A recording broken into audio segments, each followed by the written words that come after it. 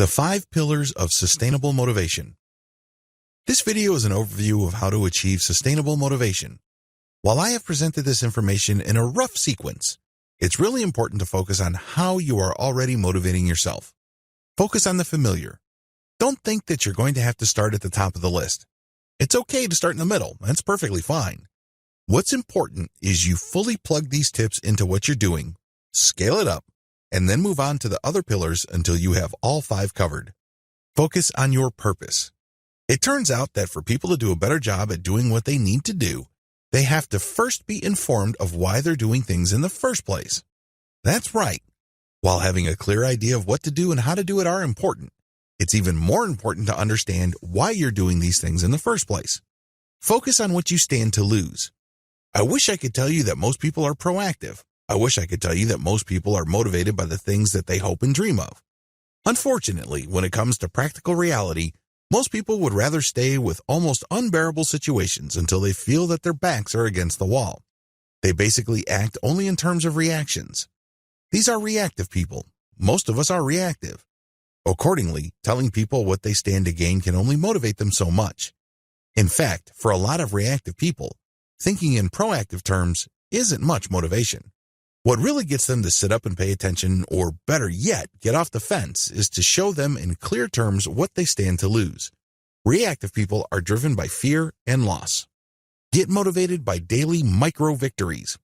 Believe it or not, every single day, if you're even putting in a half effort into whatever it is you're doing, you're actually achieving a lot of victories.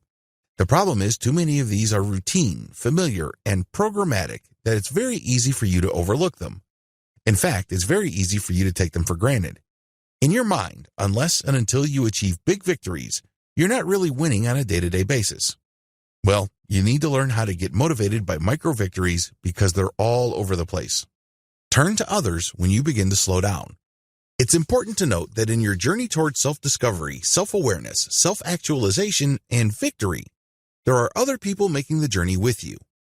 It may seem that you're the only person in that lane. You might have even gotten the idea in your head that nobody can really quite understand you. However, if you're completely honest with yourself, there are other people around you. You can turn to them when things begin to slow down. When you find your motivation lacking, there are people you can turn to. Mentally standardize your state of flow and call it into mind. This is the most important part of this process. Unfortunately, you have to master the previous parts to even have a shot at succeeding with this section. This is where the rubber meets the road. If you are able to achieve this, then a life of pretty much unstoppable accomplishment and victory awaits you. You see, when you enter a state of flow, things become easy. Can you imagine being able to call that state of mind on command? In other words, you call it into mind at that point in time when you're being challenged. When you feel that you need a Hail Mary pass to win this game, you call your state of flow into mind. Believe it or not, you can do this. However, you need to get all the previous 4 pillars taken care of before you attempt to do this. Still, this is the ultimate goal of continuous motivation, as far as using it to lead to your personal state of flow.